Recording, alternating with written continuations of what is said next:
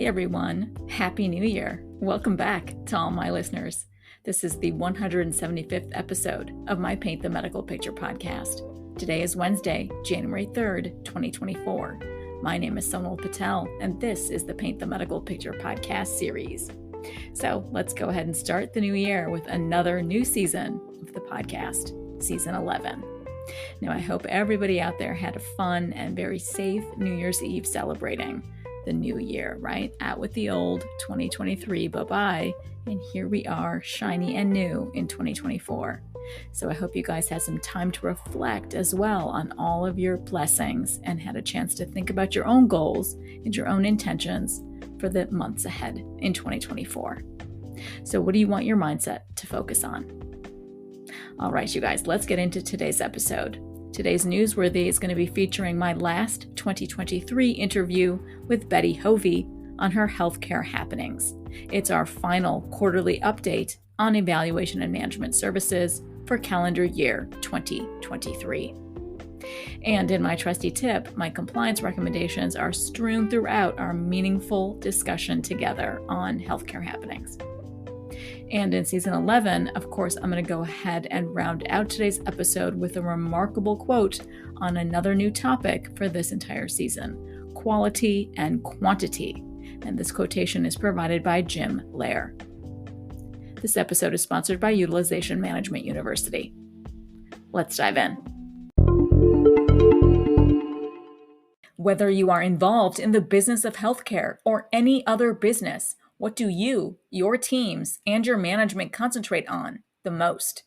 Typically, they communicate, problem solve, and make strategic decisions that drive the success of the organization. But how much time is actually spent in making tomorrow better than today? Are they striving for operational excellence? Prevention versus correction is a concept that's been known for years. So why do so many companies not implement the process? Utilization Management University provides a course that proves to be a unique solution to instill change in the mindset of business teams. This course provides the theory and the practical approach. This course will demonstrate how to implement a simple methodology as a solution. This course provides a detailed explanation of each and every step involved in prioritizing your problems and finding the root cause. This course shows how to engage team buy-in. This course readily provides available support for any issues. And the course provides the theory and helps you adapt it to your own individual circumstances. Check out the details at www.utilizationmanagementuniversity.com today and get registered. Utilization Management University, making tomorrow better.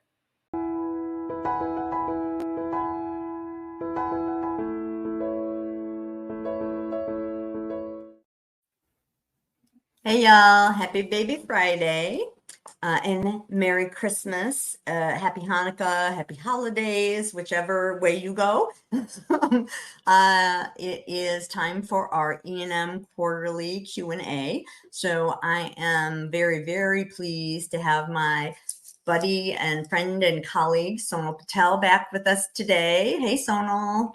Hello, my friend. Happy holidays to you. Good to see you again. Yes. So excited. Oh, and John's here. Say hey, John. John. How you doing?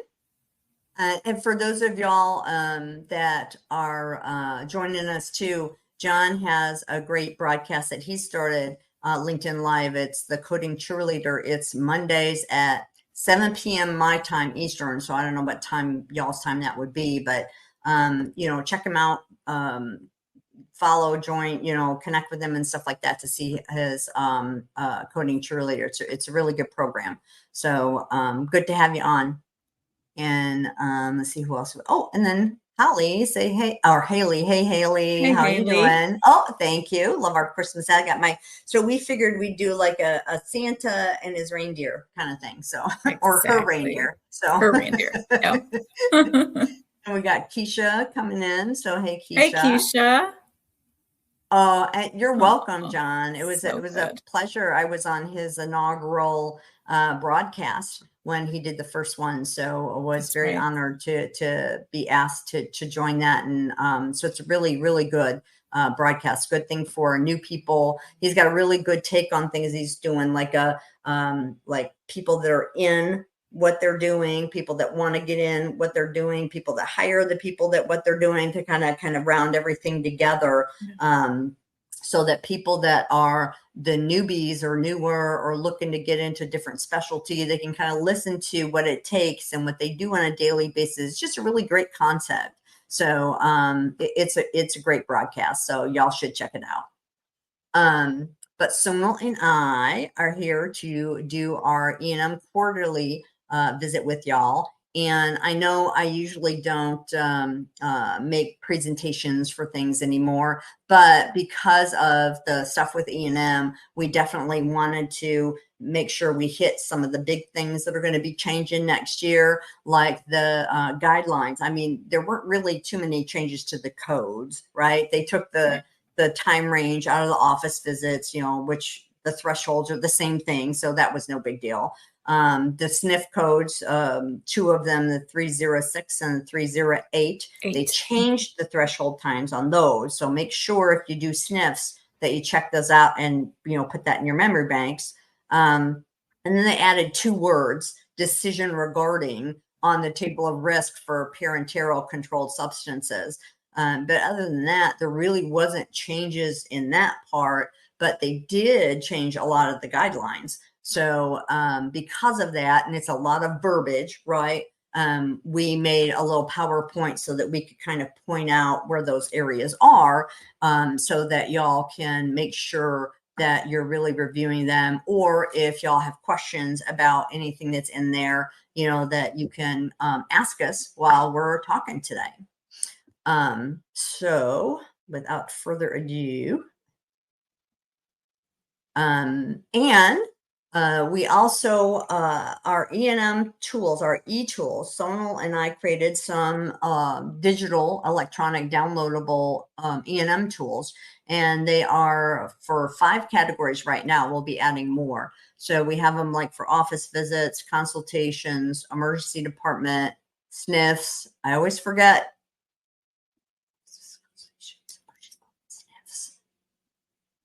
Our inpatient services and then our consultations. Inpatient observation. There's 5 of them. So. Exactly. There are 5. So we have put a promo out for the holidays here. It's CHCS EM10 to get 10% off all the coding tools. Also my physical tools, the desk tool and the pocket tool are also included in that. So you can get 10% off those. And my 2023 physical tools, because I did update them, change them a little bit for the 2024 changes that we just mentioned. Those are all 50% off if you want to order one of the physical tools and see how you like them and see if you want to, need to get a new one for the 2024. So go out to the website, chcs.consulting, and you can look at the tabs at the top, and there is a coding tools tab. You just click on the tab and it'll give you all the info on them. They're really good. It's a labor of love, right? From me. Exactly. Yeah. They're absolutely fantastic and useful for our everyday, especially keeping track of all of these new changes. And we give great pro tips and examples as well for when these can be used based on documentation. So we think they're rather handy for our people, all of our colleagues, friends in the community. So hope you head on over and make some purchases just in time for the holidays. Great stuff. Oh, and they don't just have the e-tools, don't just have the codes in the table. They also have tips and examples from Sonal and myself. So exactly. You get some of our little handy dandy explanations on things. So go check them out. That's right. All right. So the 3 pieces that we pulled out for the E&M stuff for where the guidelines changed are the split shared visits, because they always seem to be messing with those guidelines. They sure do. The multiple E&Ms the same day, because that's a new section that they added. And then inpatient observation, admit, discharge same day. They did something a little different in the guidelines and how they look at that to where it's matching up with CMS. So they're trying to kind of kiss and make up with CMS where they can on certain things. So now that 8-hour rule, how we always struggle with, is it CMS or are we looking at non-Medicare? Now it's all going to be the same. And so I've got some slides on that too. Oh, and Lady is here. So, hey, Lady. Hey, Lady. I was telling Sonal I was chatting with you last night, Lady. So, good to have you on today. And our friend, Kimberly Lavette Williams. Hi, Kimberly. So, good to see you.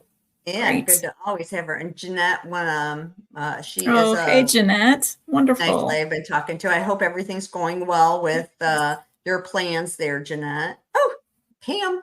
Hey, Pam. Hey, Pam.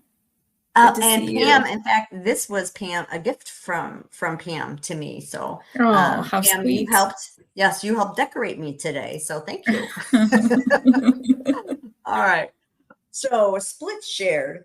And I also have Medicare's split shared things. Someone will send it over to me so we could also share, or I'll share my screen on that because it's the PDF download and there's not really a good way to share that in the platform that we use. But if we need to refer to it, I can pull that up on the screen too. But with split shared, what they tried to do is, in fact, they made a new section just for split shared in the guidelines to explain it. And if y'all have a professional edition CPT, y'all will find that on page 6. So if you're taking notes or, making notations about it, that's where you'll see the new E&M guidelines that they put in for split shared.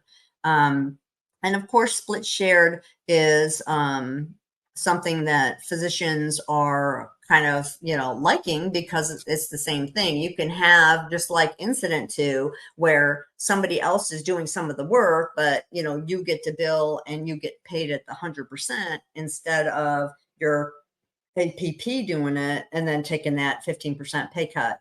And remember, split shared is not for the office, not for the office, not for the office. I don't know how many times we can say that. It's not for the office.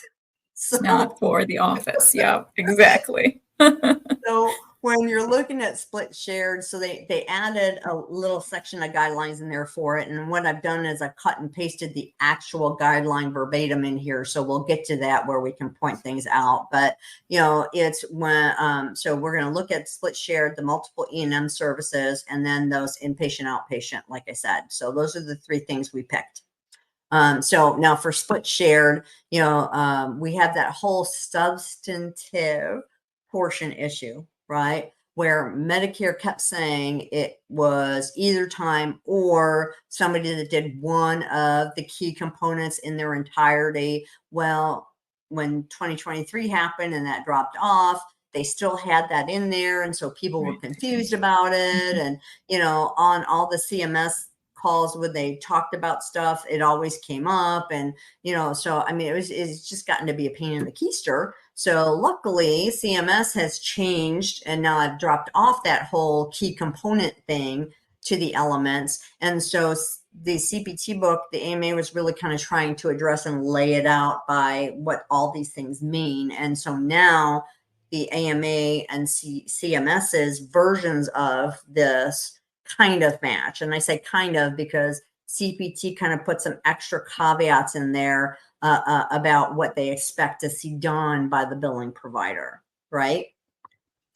So exactly. Here, clinicians feel, okay, so this was just, the stuff behind it that CMS is going to allow, or was still trying to allow that history exam or MDM, but now they've changed the verbiage for us. But they wanted to go straight time, but they got a lot of comments. They still got a lot of comments saying they don't think time is the best way. And I'm supposing that may be because if they do it by the time and the majority of time, that most of the time it'll be the APP that has to report the service. So I think that's why they keep pushing on the, no, we really think it should be the MDM, the substantive portion thing.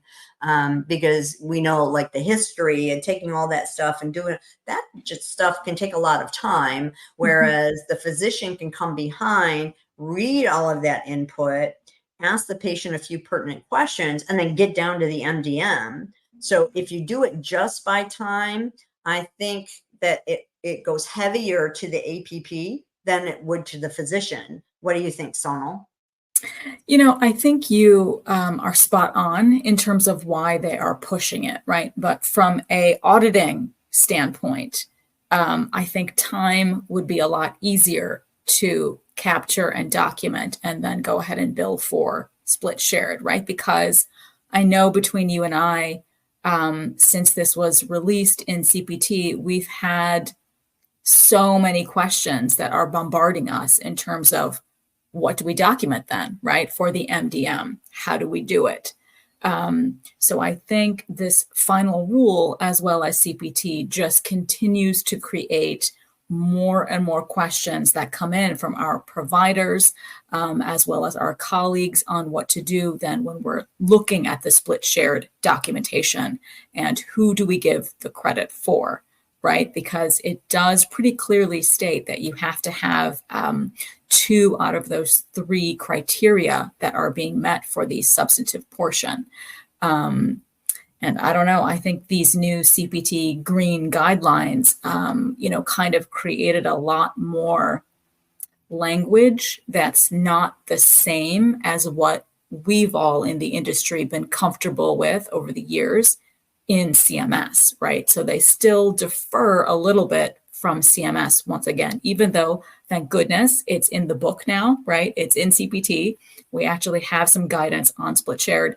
But again, they do veer from the path just a bit from CMS, especially when it comes to that substantive portion and attestations, which I know we could get into because there's no such attestation talk in CMS.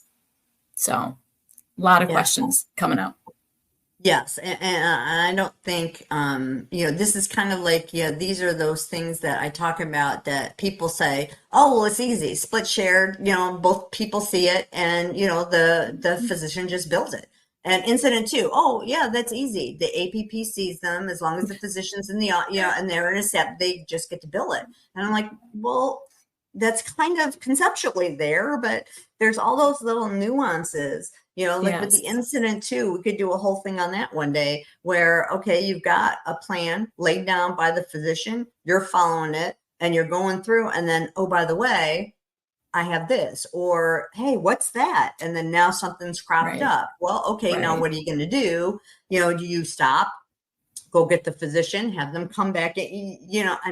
So they're not always as straightforward as they conceptually seem when you start working it out and having real scenarios, when you start getting the but what if and what if, and the answer starts changing. So this is one of those things. So I'm super glad that they put those in the guidelines, just like the definitions when they changed the whole enum thing. That was a blessing to have them finally put those in. So we have something to back up too when we're arguing or discussing with a payor, about payments or denials and things like that, that now we have something to point to.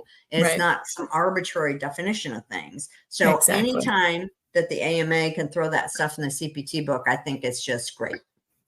But so for split shared, and Catherine, hey Catherine, good to see you. She says that she agrees that the time will probably go to the NPP or APP based on the documentation I have seen. So and I think that's traditionally why we're seeing the physicians kind of backing, and that makes sense. That's why they use them, and collaborate with them and have them do that portion so they can get in and get to the business of, let's really get this taken care of for you. And so they shouldn't be penalized for the fact that they're doing, the heavy brain work. But it's not taking them as long. So I think it's good that they are leaving it as time or, substantive portion for the MDM.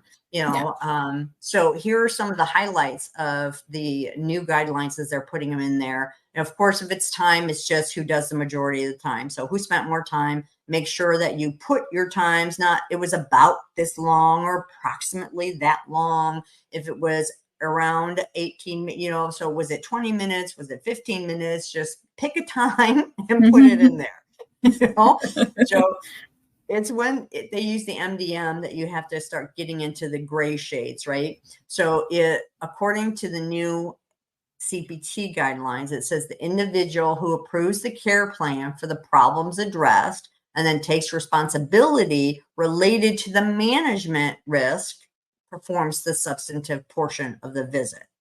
So we have to really make sure the documentation kind of looks at this and hits these points and makes it clear who is doing those things. And then the data thing, if data is used, then only the person that performs an independent interpretation or discussion of management or test interpretation can use the data. So once again, you have to make sure you're clearly spelling out who is doing what in that visit. Now, and here's some of your thing, CPT doesn't define the sites of service or service types. And that goes back to, let's see, Keisha had made a statement. I think the AMA confused everybody when they said location doesn't matter for split shared, but CMS is like, if it's an office, it's incident to. And I agree with that. Yeah. And I think the AMA's statement that they've made previously multiple times when things like this come up is that the CPT book is not for billing. Correct. We don't get into contracts and commercial insurance and what the payor. That's not what CPT is about. CPT is about reporting what services you did. Exactly. So when it comes to this kind of stuff, the AMA is going to be kind of outside of the realm of this stuff because that's not what it's for. Of course, we use it to get paid, but they say that's a billing thing, and CPT is not a billing book. Exactly, which is why they remain silent on the locations for split shared, right? Makes sense to me. I really wanted to go back up to that bullet point that you read for what's new by CPT, right? If MDM is used, it was not. It was on that same slide. Okay. If MDM is used, the individual who approves the care plan for the problems addressed and takes responsibility related to management risk performs the substantive portion of the visit.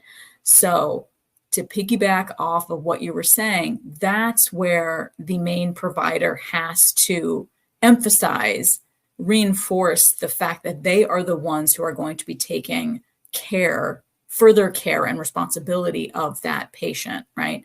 It has to be well documented that that is the person who's in charge of that risk section for the patient. The AMA makes that really clear in their new guideline. And again, that's not what's written in CMS. So we have to look to our various payers because I believe all of the commercials will start to develop their own policies in 2024 as well for this concept of split shared. They will be tweaking their existing policies as well to better support either AMA or CMS. It's just a matter of time. Accept it.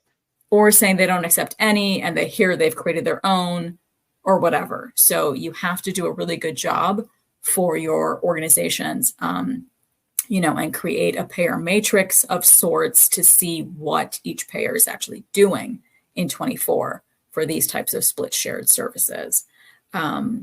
So yeah, it's all about the documentation. I myself don't agree with the fact, and CPT may come out later, the next quarter, the next year, and revise that statement on attestations, right? Because as you and I see all the time from a audit perspective, from a post-payment audit situation, these types of blanket, templated statements can easily be abused, right? And just copied forward, carried forward from visit to visit. And that's not a good look. when we know our providers are doing much more than just that little blanket statement of an attestation. So that's just my opinion, but I'm pretty sure that CPT may come back here the next quarter, the quarter after that, next year. I don't think we're done seeing split shared. I think it's going to continue to revise itself, especially from CPT point of view, since they just started the green text right now in 2024. So I think they have a ways to tweak things. Yeah. And here, speaking of that, this is the new section and what it says. So on page 6, like I said, of the professional edition. So they're talking about the physicians and QHPs. They can act as a team. The guidelines are applied to determine who can report the service. If the physician or QHP performs a substantive portion of the encounter, so they use that same verbiage that CMS uses to kind of show that they're kind of in line, then that physician or QHP can report the services. And then they give the time thing, which all of us know. And then it talks about for purposes of reporting within the context of team-based care, performance of a substantive part of the MDM requires that the physician or QHP made or approved the management plan, the number of complexity problems addressed at the encounter, and takes responsibility. So that was on that kind of summary slide that we just discussed. So this is just showing you the actual verbiage. So that's the kind of things that you want to see in the documentation and what's going on, that it's the physician that's doing the ordering of the tests and the physician that is managing the medications, and that, so that it's really showing that, the APP did a lot of work on the patient also, but it's the physician who's come in now and taken over and is driving the treatment plan. That's kind of really, in my mind, how I'm thinking of this. Do you agree with that, Sonal? Same, absolutely the same. That's spot on. And that's what we need to see reflected in documentation. So even though you're doing it in the room for the patient, we need to bring it down and put it in the EMR so we can give you proper credit, right? And don't forget that CMS is watching, CMS is tracking, right? So that's why they state they're always watching.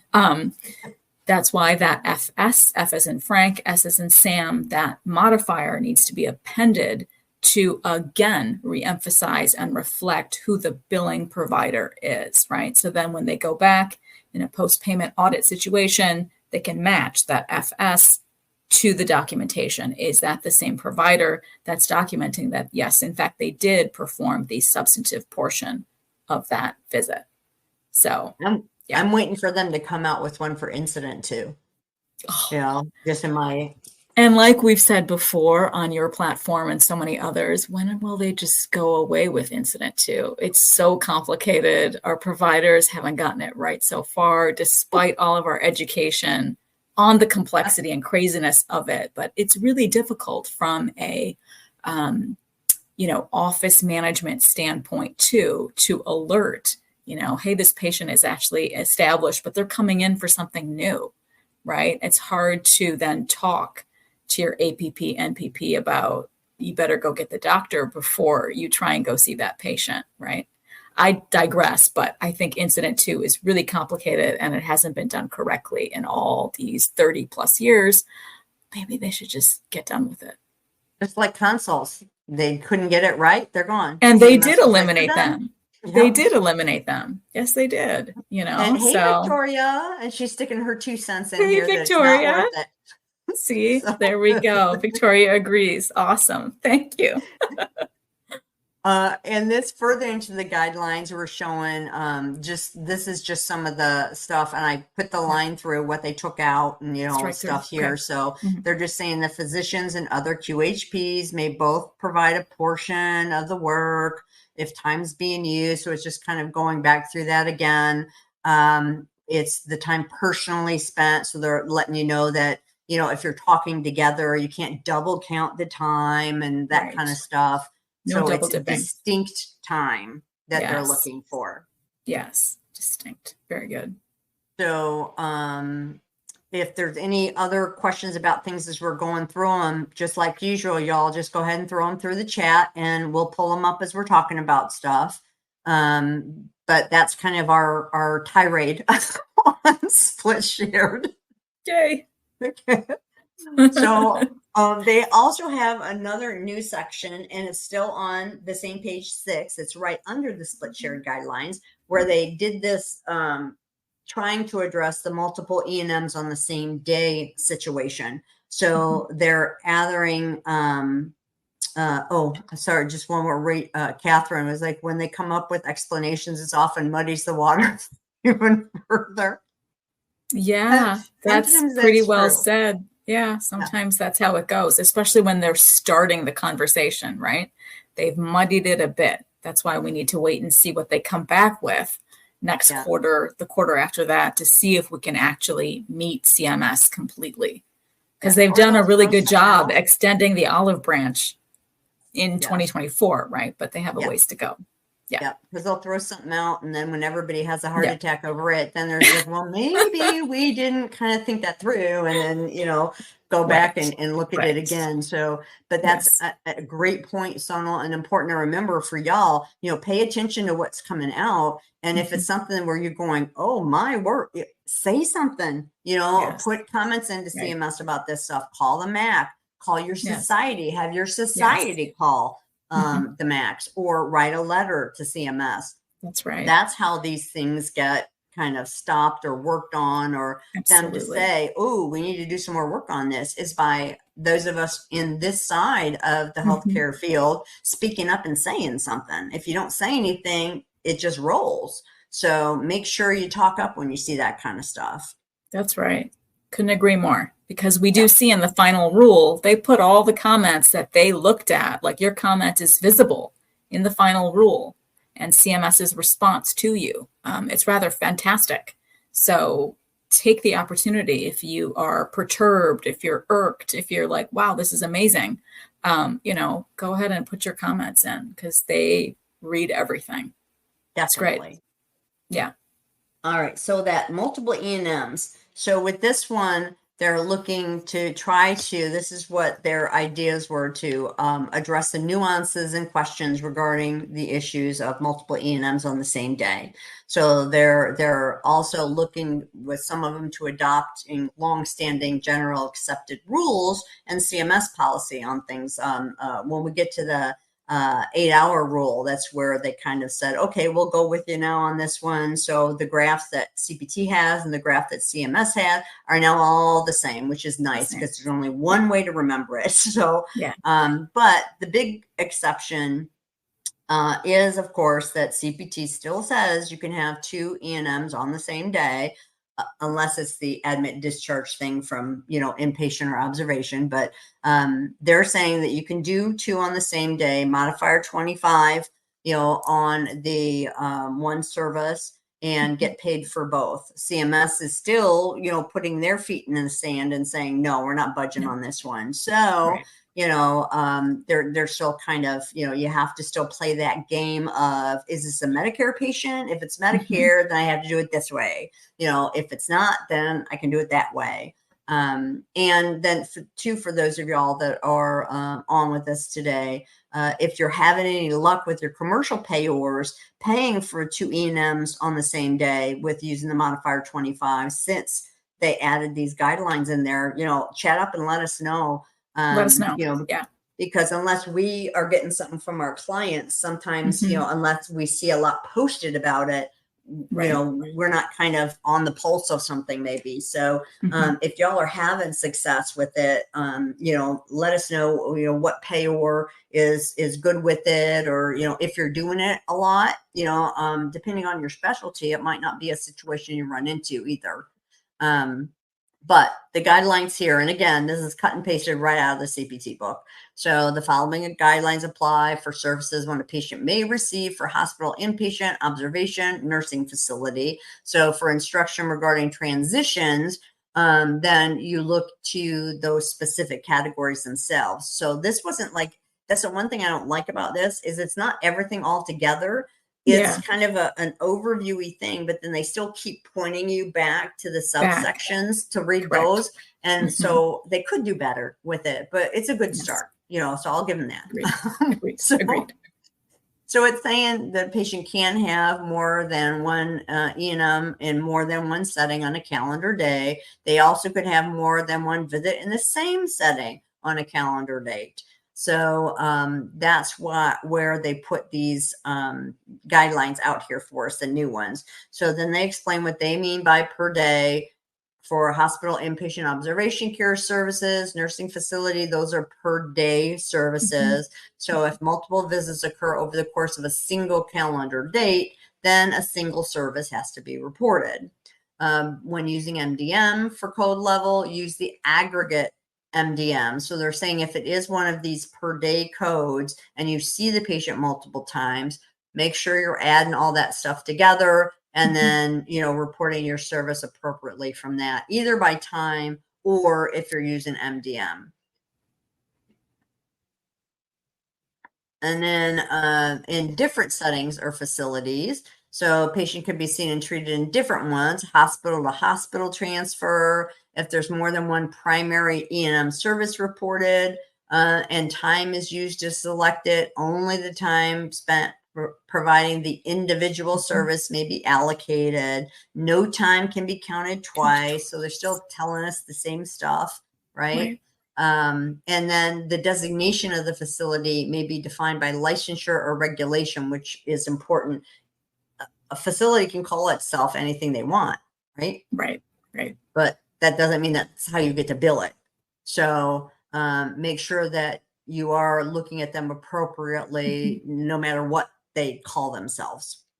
Then the transfer, they're saying, when you transfer from a hospital bed to a nursing facility, that's the same as we traditionally have done it, where you have a discharge from the hospital, an initial into the nursing facility. So this is just following that line of thought of how it's always been done, but now they're spelling it out as a guideline. Yeah. And then letting us know with the intra-facility transfer, Sonal, if you want to the last thing in red there. Yes. So the intra-facility transfer for a different level of care, for example, from a routine unit to a CCU unit, does not constitute a new stay, nor does it constitute a transfer to a different facility. So I know this always trips up initial coders as they're working, right? So when you have someone in a routine bed who's just being transferred up to the cardiac unit or to CCU or ICU or the NICU, that's still the same facility. So they're not going anywhere, right? So you're not transferring them to a different facility. So keep that in mind. But this is now written down loud and clear in the guidelines. So we can be more mindful to make sure that we keep that front and center.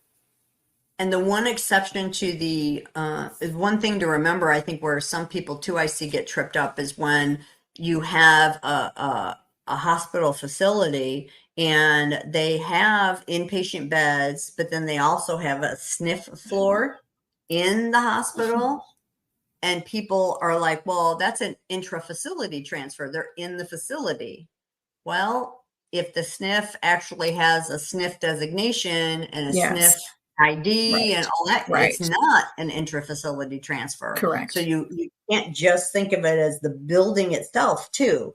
You really have to look, and that's where that read above that I said about the designation of the facility. So don't forget that little tricky thing that may come into play. I've had that happen before with questions that I've gotten. Exactly. And then the ED and services in other settings, same or different facilities. So time spent in the ED or QHP may be included in calculating total time on the date of the encounter if the ED service is not reported, because otherwise it's double dipping, right? Yeah. So if you see a patient in the ED and then directly admit them into the hospital, so instead of the ED service, a Medicare patient, so you're going to report the inpatient admission, you can count the time from the ED that you spent if you're going to code by time. You just have to state what it was, and make sure you include all of it in the documentation for the admission. So you don't lose it if you're doing it that way. Discharge services and services in other facilities. So again, this kind of goes back to the other one a couple slides ago where I was talking about you can't have a discharge and then an admission somewhere else. And each service can be reported separately as long as the time spent in the discharge is not counted towards the time for the other visit. That includes the level selection. So any hospital inpatient or observation care services time, because they may be selected based on either MDM or time. So just make sure that you're not counting the time on the discharge service as part of the time for any of the other E&M services that you may be able to report on that same day, as long as it's not a Medicare patient, right?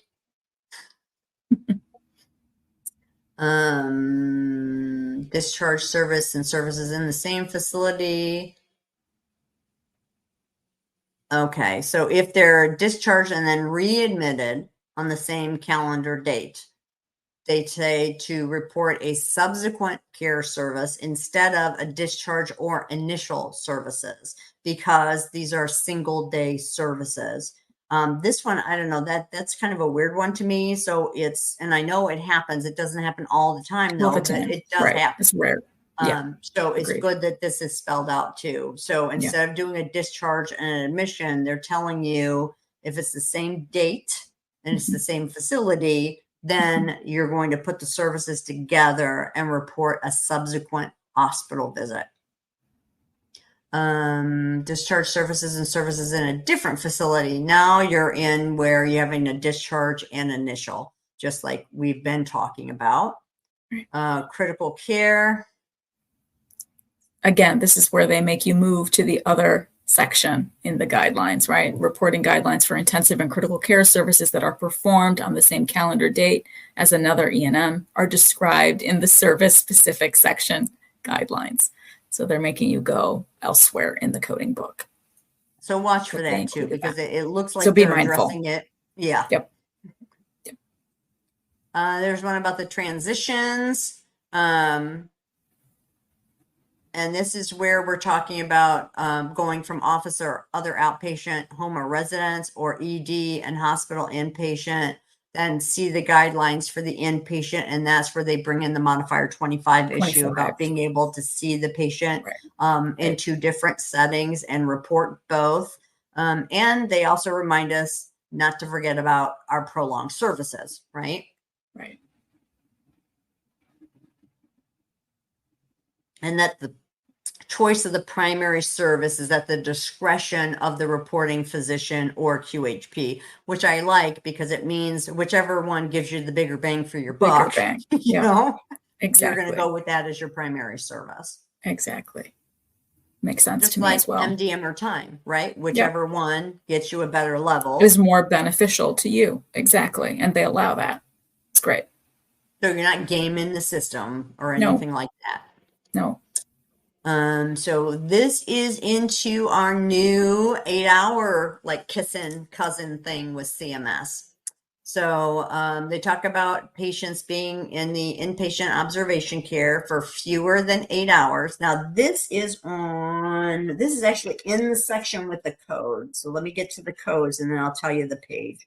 So that would be on page 19 in the professional edition 2024 CPT. So we've always known about Medicare's 8-hour rule. And so that CPT didn't follow it. CPT went by calendar date, period. So now, they're trying to be nice in the sandbox with each other. And so CPT is like, okay, we'll go with you on the 8-hour thing. So now in the guideline, it says if the patient's there for fewer than 8 hours, only the initial inpatient or observation care code, so the 99221, 222, and 223 may be reported. So you don't use the admit discharge same day code. They're saying, no, we're looking at the 8-hour thing. If a patient receives care for a minimum of 8 hours, so now we're talking 8 plus, and is discharged on the same date, now we do use the admit discharge same day, the 3-4, the 3-5, and the 3-6. But they tell us, but you don't do a discharge. No 99238 or 399. The code is the bundled one for us. Right. Now, I did also copy that last bullet there from the new guidelines where they talk about this, and I think this is important too. So, Sonal, do you want to do the last one?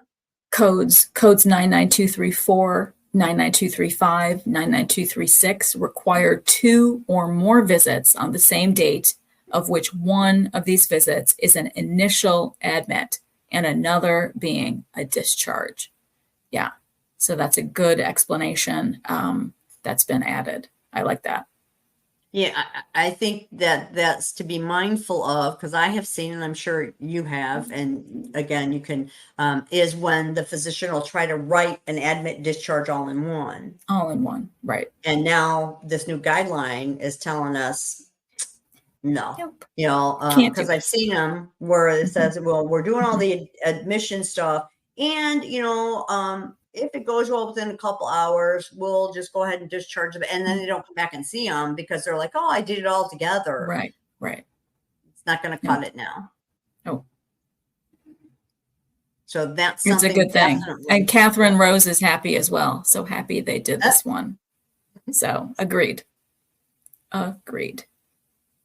So that's something definitely to talk with your physicians about, that they have to go to 2 distinct visits. So we need to see 2 entries in the medical record for that date. And especially if the system, the EMR, some of them timestamp. So it's going to be kind of easy to tell, that the admission was at 10 a.m. and the discharge was at, That's a great point. Yes. So make sure you're being mindful of those kinds of things. So 2 or more visits. Okay.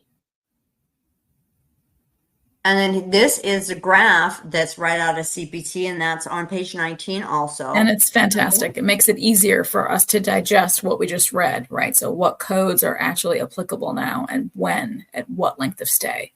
I thought it was a great ad. Yep. And it gives you whether it's the same date or different dates. And now I like CPTs because they put the codes in there for us. They kind of make it a no-brainer with throwing the CPT codes in there. But now here's CMS's. And the CMS instead says initial hospital only, same day admit discharge, so they just say what the service is. They use the words rather than the code. Right. And I kind of like it with the codes better. It's I like easier. it with the codes too. Yes. Yeah.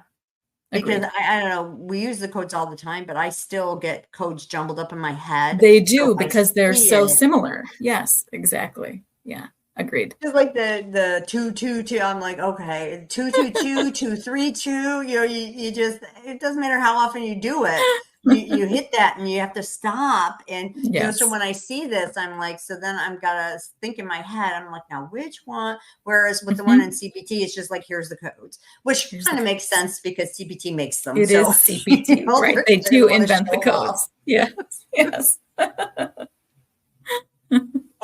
And plus in the CPT one, they like actually separated it into 4, so I kind of like how it's separated. Whereas with CMS, they kind of, try to be more concise. So I appreciate that. But I also just kind of think, especially for newer people, that looking back at the way it's done in CPT may be more helpful for you. So if you're teaching somebody that's new to doing this service or coming in new or something like that, my advice would be to show them the CPT version, or copy that piece, if you're using your job aid, to remind yourself of stuff and don't want to lug your CPT book out or whatever. That one, I think, here is just a little bit more straightforward. So I kind of like that one better.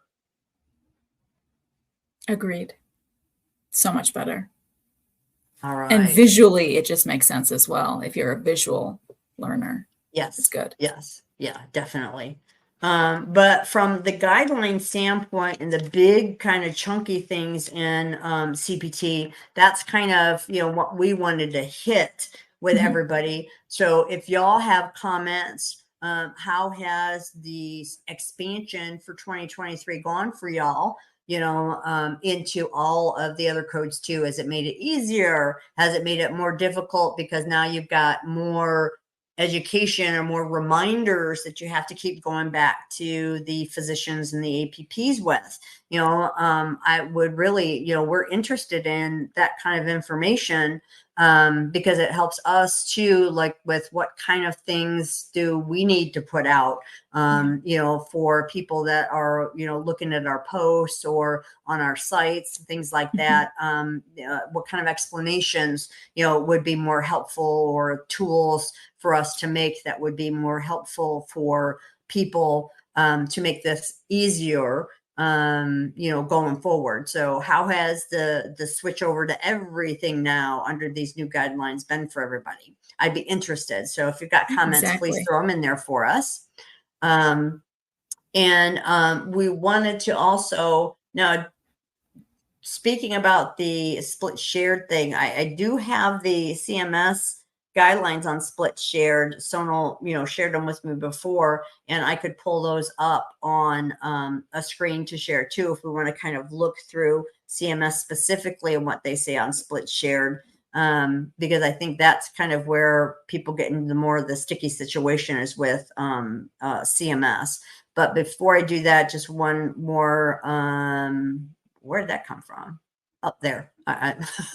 Just one more time, just remember, with all the E&M stuff we're talking about, go take a look at those electronic or e-tools. They may help with some of this, and looking at our tips and our examples of how to work them in the different categories, you may find helpful for you. So check them out. Exactly. All right, let me. What kind of comments do we have from our friends? I think most of the comments have been ones that we've been going through. I don't know if anybody's put in any of their current thoughts. Oh, okay. Yeah, let me pull up the split shared thing then. Okay. So move this over. Okay. So share my screen, share my entire screen. Sharing this one. All right. Perfect. Oh, Catherine, thank you. So happy they did this one. Yeah. Oh, yeah. Again, we pulled that up with her. Yeah, we're happy that they did this too. So let me make it a little bit. Can I make it a little bit bigger? And move it over a little bit here. I'm trying to move this thing over, but I can't get that to move over. So I'm not that good with this stuff. So sorry about that, y'all. So with the split shared, we just wanted to show, that they're talking about from a CMS standpoint, that they are specific rules for reporting split shared E&M services between a physician and an NPP are hospital, inpatient, outpatient, and ED settings. And they give us the CPT codes for theirs. And that's how they're looking at it. So not in the office again, not in the house, in the office, not place of service 11. Yes. Not place of service 11. You can't bill services in these settings as split shared services if the Medicare regulations require you to perform the entire visit, like a sniff visit. So you have to also be mindful of what their requirements are, like for the initial admission into the sniff and things like that, that some of those things you can't do as split shared visits. As split, right. For critical care, since critical care is by time, that one, of course, is going to be by who does, more than half the time. So that was an easy pull there. Also, they talk about critical care services can include additional activities that are bundled. We have that unique list that they put out of what's bundled in the code book. It describes what's bundled. Right. But the SNF E&M, if they meet the rules. Let's see, where do we want to go? Oh, This is about the coding and modifier, documentation. FS. Yes. Yeah. This is the section.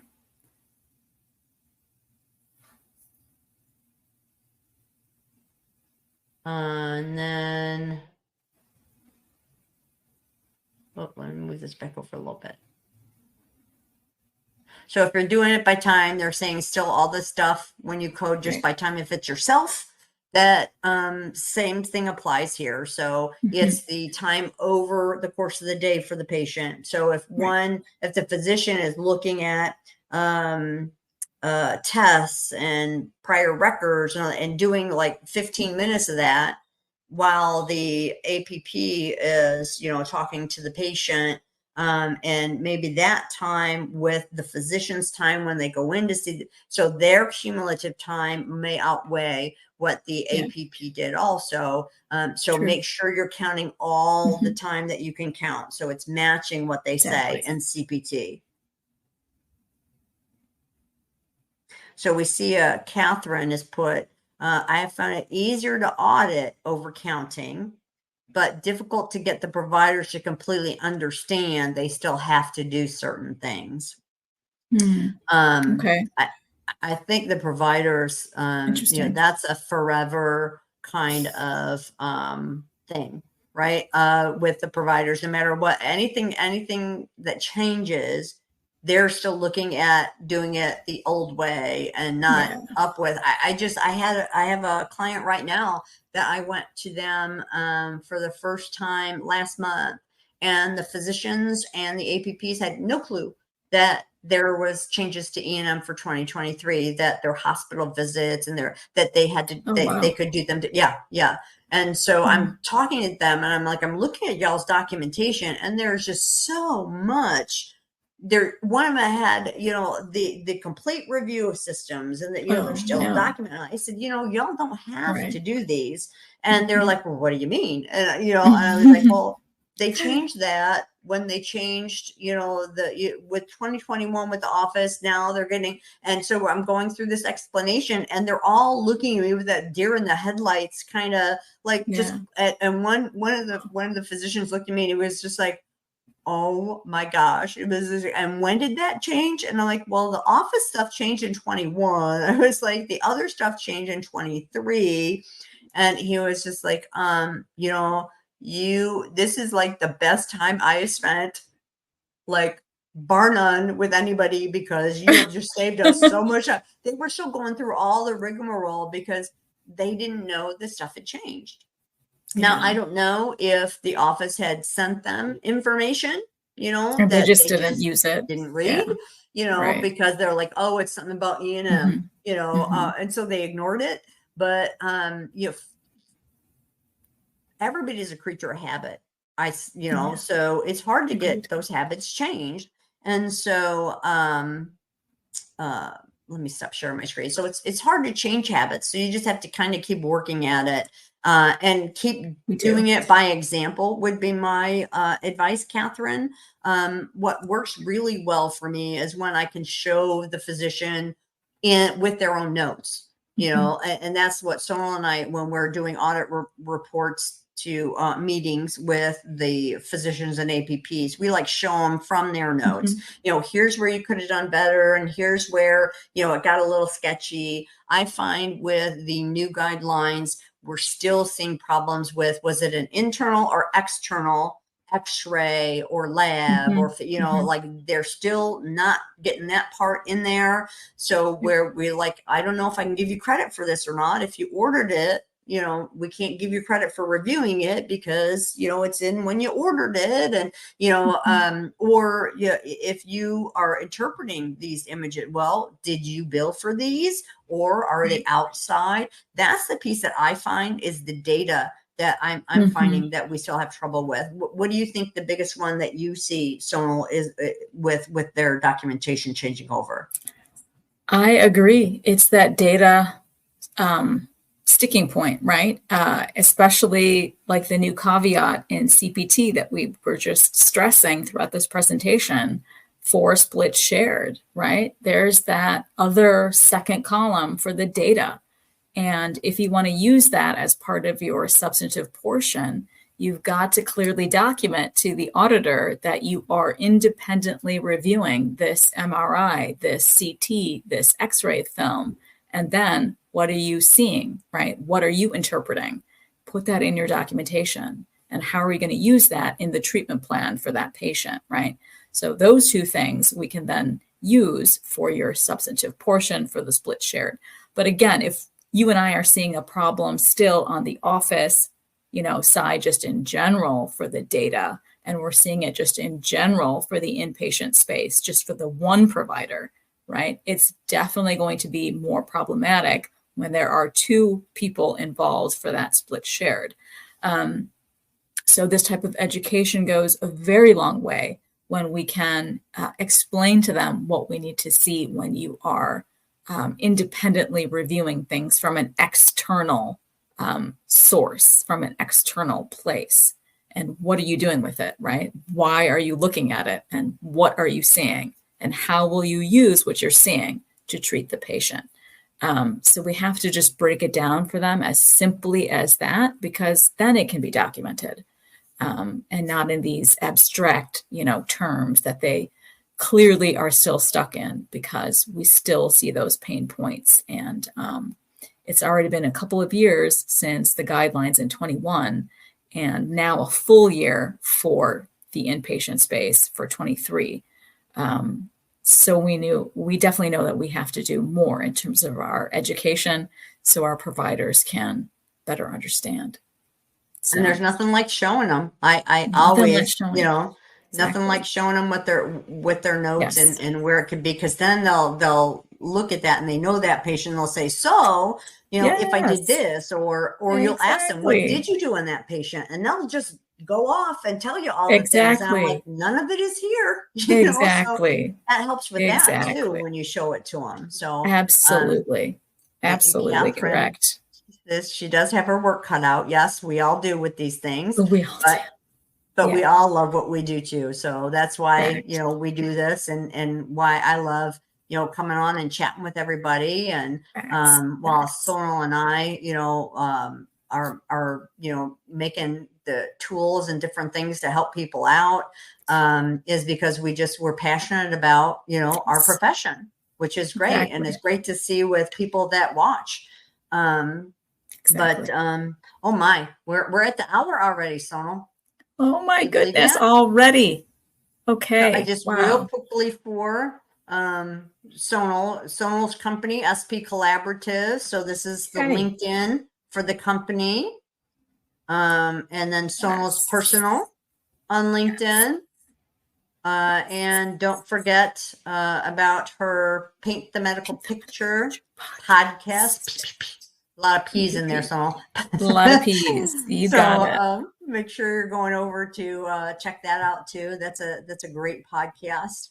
And I can't find your give me your SP Collaborative link for the website, because I don't have that on this banner. Oh, let me just type it in the chat in the chat. Yes. spcollaborative.net. Great. So thanks y'all for joining us for our last broadcast of the year and our last E&M quarterly of the year. Last E&M quarterly update for this year. We'll have more in 2024 for sure. And, throw us some suggestions too, things that you would like to see, questions that you have, especially with E&M, because when we do these, like today's where I did the split share and the multiple, and where we pick certain pieces, we can do something like that for the quarterly too, instead of like a general whatever. Maybe there's something, if people are telling us, that there's specific issues they're having, then we can kind of throw them in there. Exactly. We'd be happy to help in any way that we can. Oh, yes, Carrie, I will throw those in the chat for you, for her. Let me do that while I'm. And same for me, if you don't already if you don't already aren't connected with me on LinkedIn, you can just look under Betty Hovey. Obviously you found me here today, so find her again. Exactly. Find me again. And then I just put your personal LinkedIn in. Perfect. And your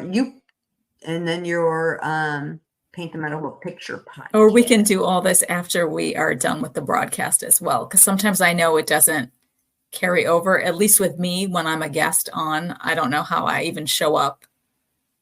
They were telling me I'm commenting. If I do it before, it doesn't show up. So you have to do it during, but Mary, my helper, couldn't be with us today. So thanks, y'all, for your patience while I got those in there for her, but they're in there. So thanks, John. Thanks, John. Happy holidays to you. Happy holidays. Stay cozy, everybody, wherever everybody is. And we will then see you. And a happy new year. Next time. Yes, because it'll be the new year before we come back on again. Exactly. So thank you all very much. Bye. Thank you. Bye-bye. And finally, I focus season 11 Spark on quality versus quantity. I want this 11th season Spark to be filled with our world's thought leaders, writers, artists, philosophers, everyone who inspires the need for better understanding of quality versus quantity. So, in this week's inspiring quote in Spark is from Dr. Jim Loehr. It's not how many hours you put in with a client or on a project. It's the quantity and quality of your energy, your focus and force that determine whether that time is valuable. So very true, right? This quote says it all, doesn't it? There is definitely a yin-yang, a balance that's required for quantity and quality output. This quote encourages us that our time is indeed valuable. We must put in the quantity, that dedicated focused work, to deliver our work with quality, the impact. I am happy Jim Loehr's spark burns brightly in all of us today. So that wraps up today's episode, and as always, I appreciate you all diving into today with me. If you want more information from me, please go ahead and follow me on LinkedIn. I'll leave links to everything in the show notes below.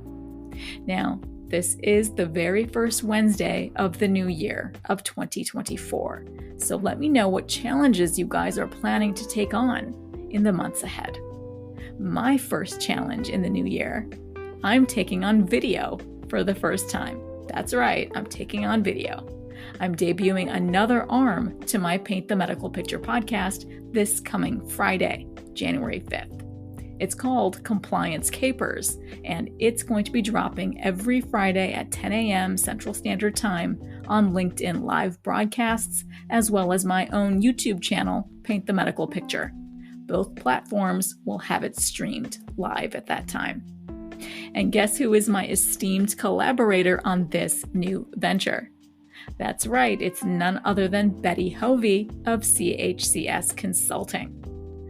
So tune in, you guys, on Fridays. Now remember, the new year is for renewed hope for all of you, new chances. It's definitely a time to start something fresh or revisit a project with a new outlook. So I'm going to wish you guys all an amazing and incredible, very, very happy week ahead. Thank you guys so much for listening on today's very special episode, and I hope every week with me brings you closer to helping your providers paint a masterpiece. See you next Wednesday.